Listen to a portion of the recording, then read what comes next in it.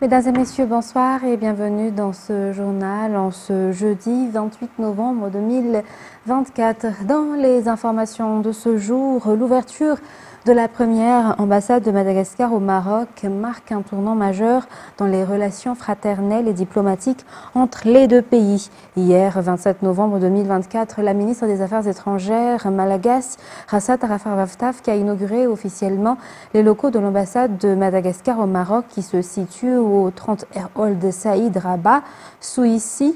Au nom du président de la République de Madagascar, Andry Rajoelina, et du gouvernement malagasy, la ministre a exprimé sa profonde gratitude à Sa Majesté le roi Mohamed VI et au gouvernement marocain pour leur soutien indéfectible et leur accompagnement dans la réalisation de ce projet. L'ouverture de l'ambassade de Madagascar à Rabat, décidée en 2019 et concrétisée aujourd'hui, s'accompagne de la nomination de Zouar Ioué Rajobson en tant qu'ambassadeur de Madagascar auprès du Royaume de Maroc avec l'agrément de Sa Majesté le roi Mohamed VI. Extrait. Un moment historique. C'est un grand jour pour Madagascar et pour le Maroc. L'ouverture de la première ambassade de Madagascar à Rabat, au Maroc.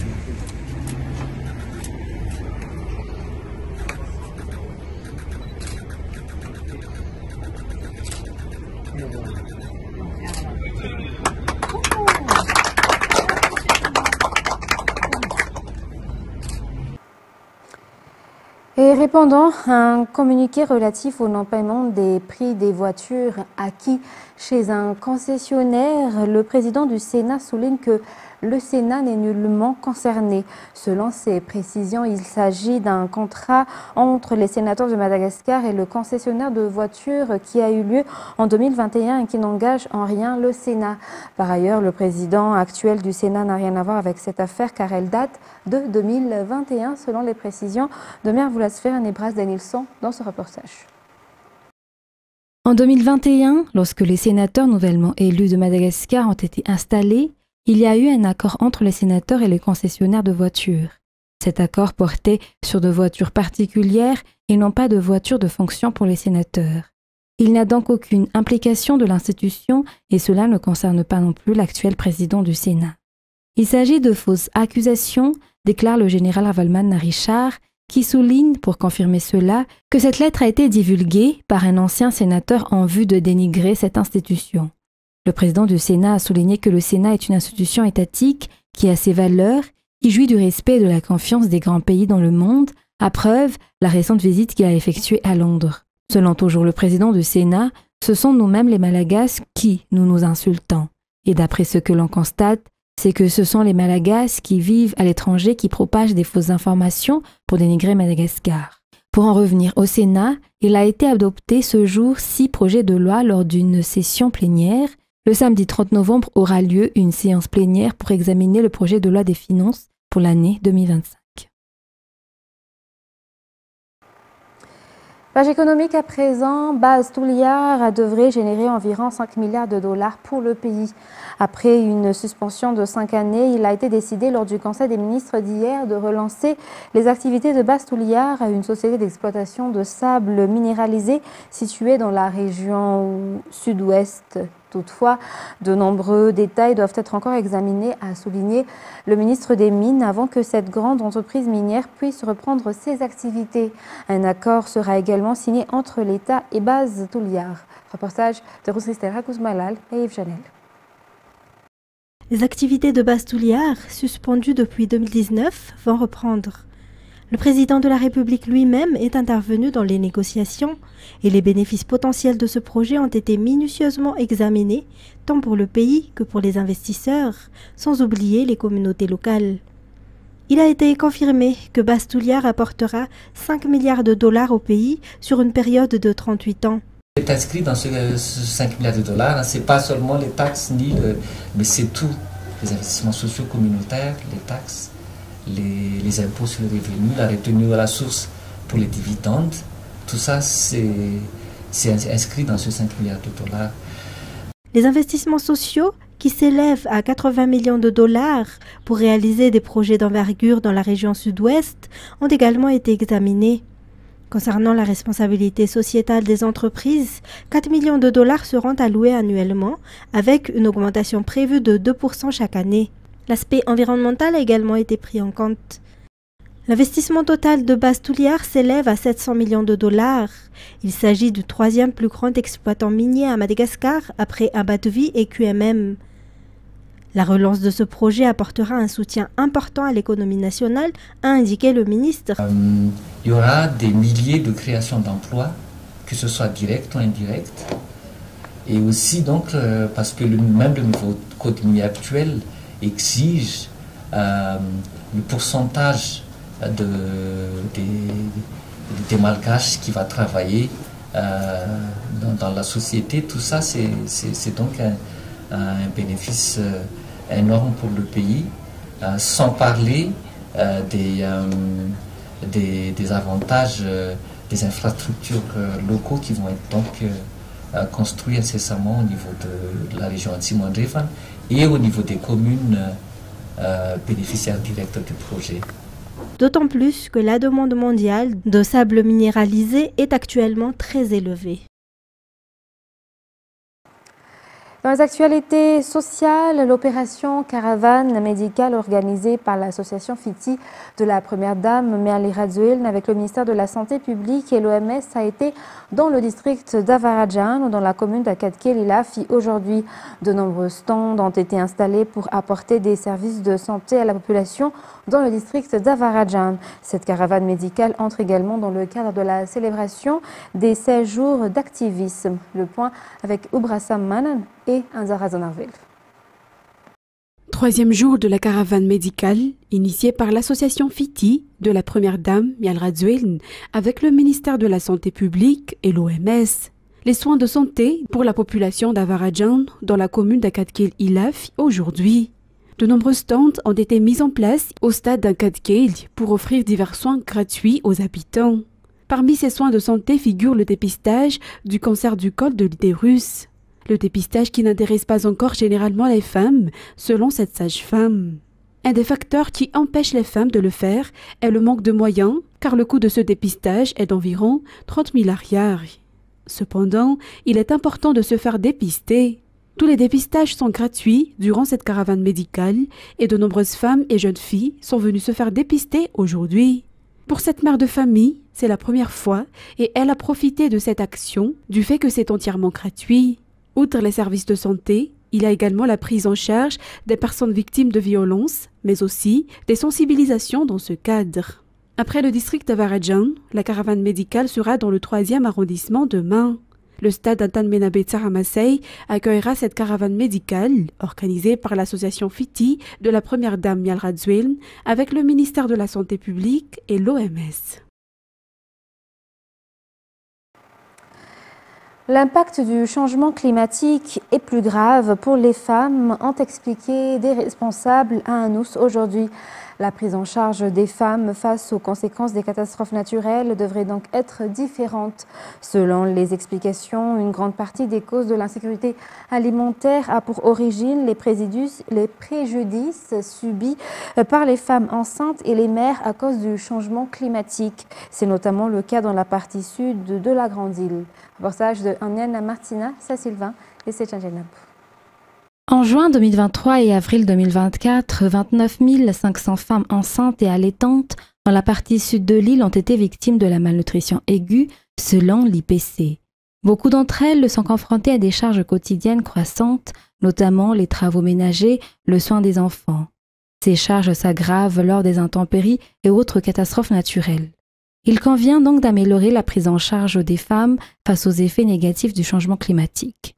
Dans la politique de protection des femmes contre les catastrophes naturelles figurent les plaidoyers et l'appel aux responsables et à toutes les parties prenantes.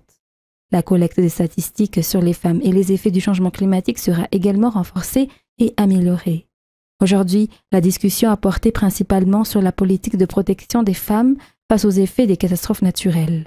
Elle a été réalisée par le ministère de la Population et de la Solidarité en collaboration avec la CPGU ou la branche de la primature qui s'occupe de la gestion des urgences et des catastrophes naturelles.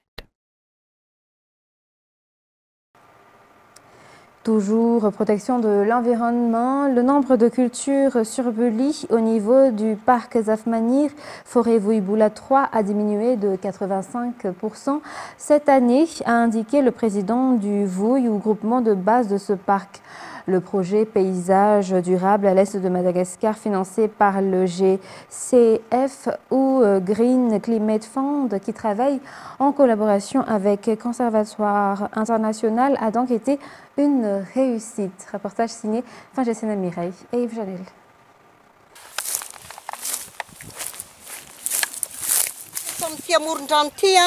Faritra tetia Morondrano tia mandeha mivoatra mianavaratra tonga am'ry sisiny avaratra ry lay ala Vouiboula 3 endreketanay fikambanana VOI parc Zafmanir. La superficie des terres protégées par le Vouille ou groupement de base du parc Zafmanir Vouiboula 3 dans la commune Ambouimitumboun, district d'Ambouich, est de 1640 hectares. Le Vouille est responsable de la préservation de la forêt, du contrôle de la flore et de la faune et du suivi des pressions sur les aires protégées. Pour Rasouan Boulaniaina Razanadzao, la leader du Vouille, le fait d'être une femme ne l'empêche pas d'aller explorer la forêt avec les 4 gardes forestiers. On constate que la destruction de la forêt diminue suite à la baisse de la pratique de la culture surbrûlée. Le GCF, ou Green Climate Fund, a apporté 18,5 millions de dollars au projet Paysage durable de l'Est de Madagascar et travaille en collaboration avec la Conservation internationale. Les agriculteurs ont également appris des techniques agricoles respectueuses du climat. En plus de cela, l'entretien des différents types d'arbres spécialement sélectionnés est effectué dans les plantations pour restaurer la forêt. Depuis la mise en œuvre du projet Paysage durable de l'Est de Madagascar, financé par le GCF ou Green Climate Fund avec la Conservation internationale, il y a eu une réduction des détériorations des forêts. Il y a eu également une préservation de la forêt au sein de l'aire protégée. Dans les actualités internationales de ce soir, l'armée libanaise a déployé aujourd'hui troupes et blindés dans le sud du pays au 2e jour du cessez-le-feu qui a mis fin à 2 mois de guerre ouverte entre Israël et le Hezbollah pro-iranien et dont elle doit veiller à la délicate application. Les détails avec France 24. Une armée sur le pied de guerre pour entamer sa mission de maintien de la paix. Ces images, diffusées par le ministère de la Défense, montrent des dizaines de tanks et véhicules blindés roulés en direction du sud. En vertu de l'accord de cessez-le-feu, les forces armées libanaises vont se redéployer au sud du fleuve Litani et le long de la ligne bleue marquant la frontière avec Israël. Cette zone doit être évacuée par les forces israéliennes et du Hezbollah sous 60 jours. Entre 1000 et 2000 soldats libanais y seront ensuite envoyés, puis 6000 dans les 6 mois à venir. Un contingent qui sera épaulé par 10 000 casques bleus de la FINUL, la force onusienne, dont 700 soldats français.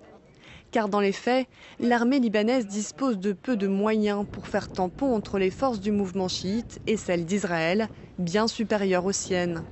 Officiellement, 60 000 hommes composent l'armée du Liban, mais plusieurs milliers sont en réalité à temps partiel et sous perfusion de l'aide internationale pour payer leurs soldes et leur équipement. L'effondrement de l'économie a contraint nombre d'entre eux à prendre un second emploi.